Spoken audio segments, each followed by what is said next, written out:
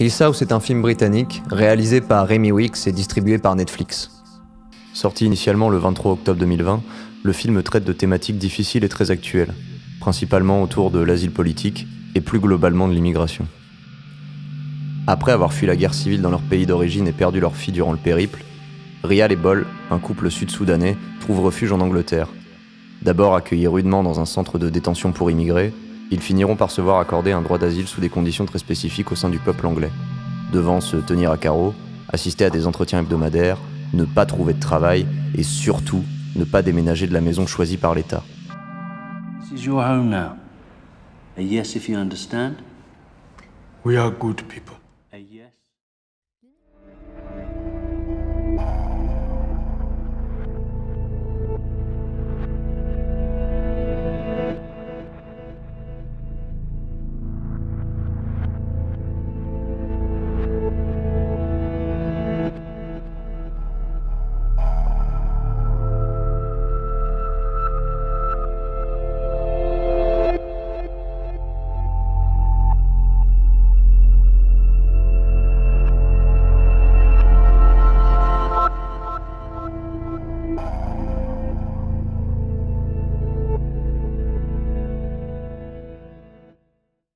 L'immigration est un sujet qui a déjà été abordé au cinéma, et ce, sous différents styles.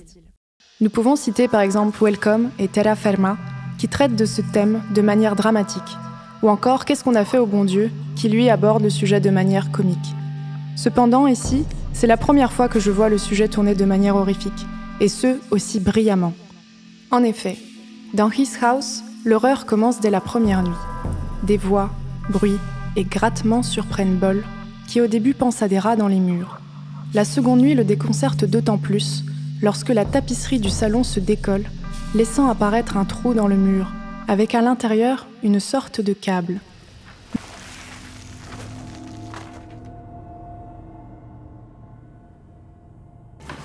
Bol se met alors à tirer le câble, et au fur et à mesure qu'il tire, le câble prend davantage l'aspect d'une corde, entourée d'algues. Les scènes horrifiques sont brillamment tournées. Le sujet de l'immigration fusionne parfaitement avec le thème de l'horreur, notamment par le sous-entendu constant du thème de la noyade, rappelant les immigrés morts en mer lors de leur tentative de fuite.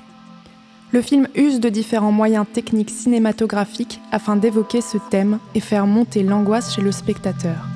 Par exemple, dans la scène de la seconde nuit, alors que Bol est occupé à tirer le câble, on nous sous-entend quelqu'un qui s'avance vers lui, derrière son dos, au moyen d'un travelling avant, imitant ainsi les pas lourds d'un individu tout en nous laissant entendre une lourde respiration.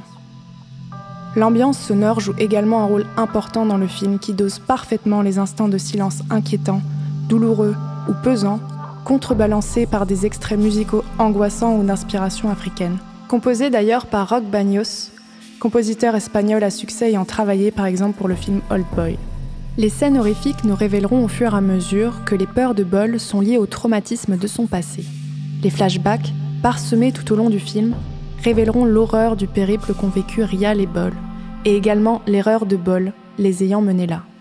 En effet, dès le 3e matin, Rial entend elle aussi les voix et étranges bruits provenant des murs. Contrairement à Bol, elle comprend immédiatement ce qui les a suivis, et le soir même, elle raconte à Bol l'histoire d'un homme pauvre et honorable, rêvant de sa propre maison.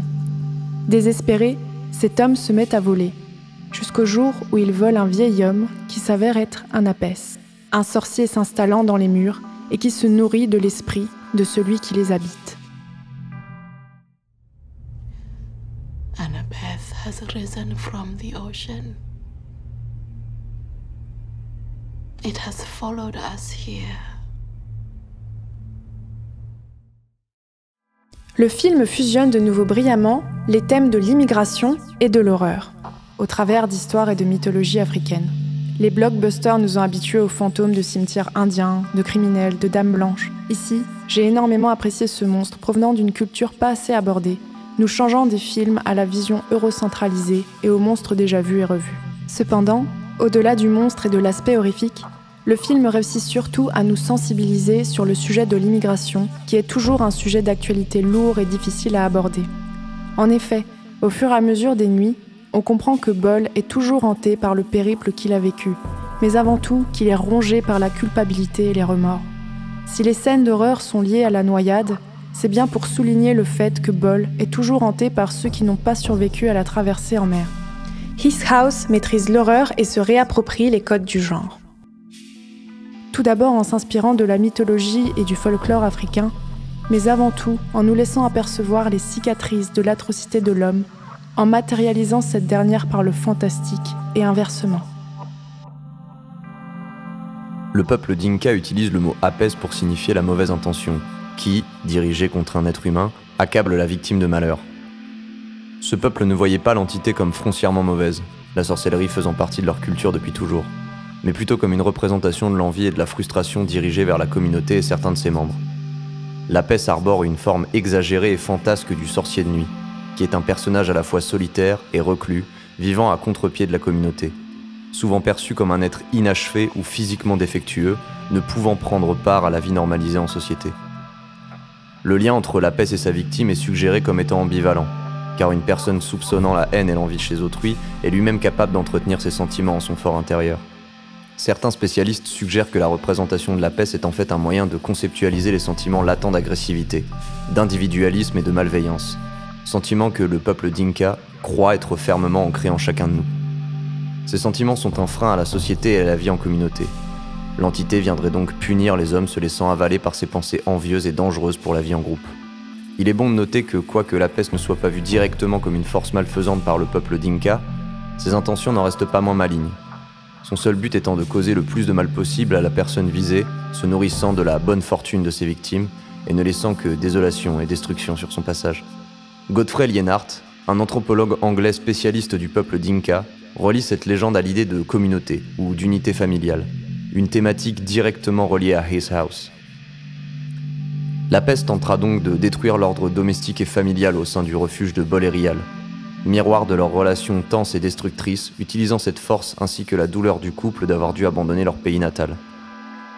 Lienhart explique que l'entité tente de déshumaniser ses victimes, afin de les ramener à un état plus bas et animal, ce qu'on peut raccorder directement au nettoyage ethnique dont le couple a fait les frais dans leur terre d'origine.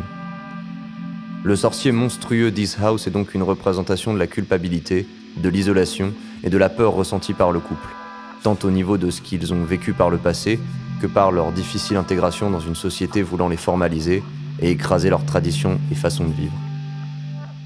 Bol souhaite avancer, pendant que Rial ne se sent pas à sa place, ce qui continuera à nourrir les sombres desseins du sorcier de nuit. L'apes est donc une force punitive, bourreau du karma céleste et gardien de la vie en communauté.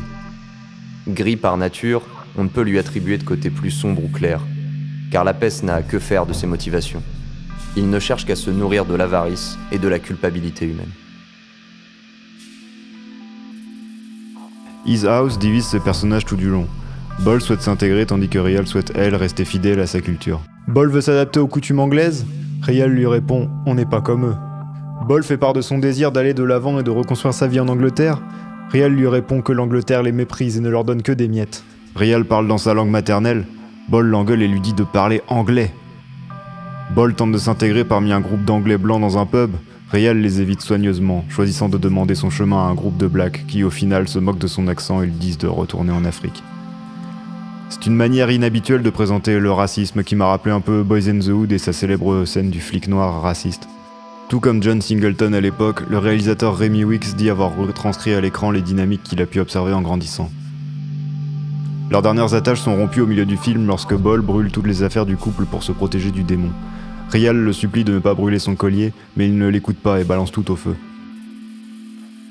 Le démon ne traite pas les deux protagonistes de la même manière, pour une raison qui nous sera évoquée plus tard dans le film. Il choisit clairement son camp. Il s'allie à Rial, lui ramenant son collier, et lui propose de tuer Bol pour ramener leur fille. A l'inverse, il terrorise Bol et lui propose de se sacrifier en échange de la fille. La dualité des deux protagonistes principaux sert le propos du film et apporte son lot de scènes assez cocasses.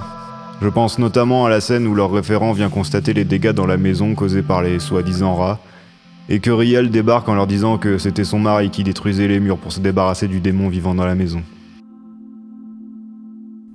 À part ça, les deux acteurs principaux, Sobdirizu et Wunmi Mosaku, désolé si j'écorche les noms, sont plutôt très convaincants. Je ne les connaissais pas, je regarde pas énormément de films récents, mais je trouve qu'ils ont retranscrit leur nouvelle vie de couple post-traumatisme avec beaucoup de justesse.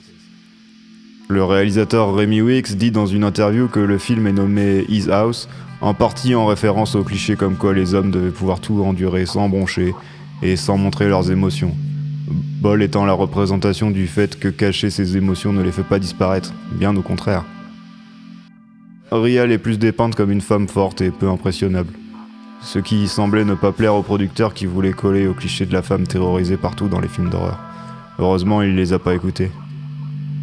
Le film aborde plusieurs thèmes sociaux et psychologiques tels que le stress post-traumatique, la culpabilité du survivant, l'amnésie dissociative, le racisme sous tous ses aspects, l'immigration.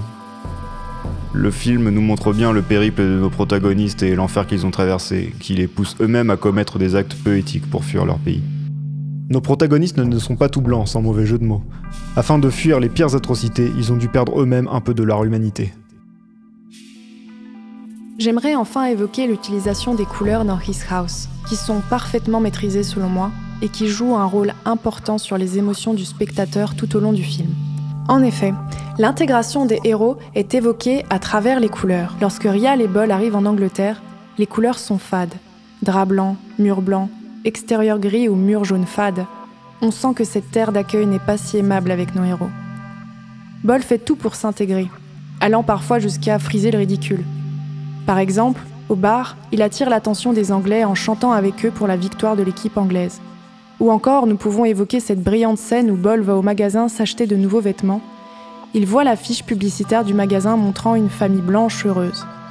Cette affiche représente son idéal de mode de vie visé. Il achète alors les mêmes vêtements que le père représenté dans la publicité. On sent sa volonté profonde d'abandonner son passé pour pouvoir reconstruire son présent et son futur, quitte à complètement renoncer à son ancienne culture. Nous pouvons notamment évoquer la scène du dîner. Rial fait un bon repas, Bol indique que la prochaine fois ils mettront la table. Contrairement à Rial, il mange son plat avec des couverts et lui conseille de faire de même. All I can taste is the metal. We'll get used to it.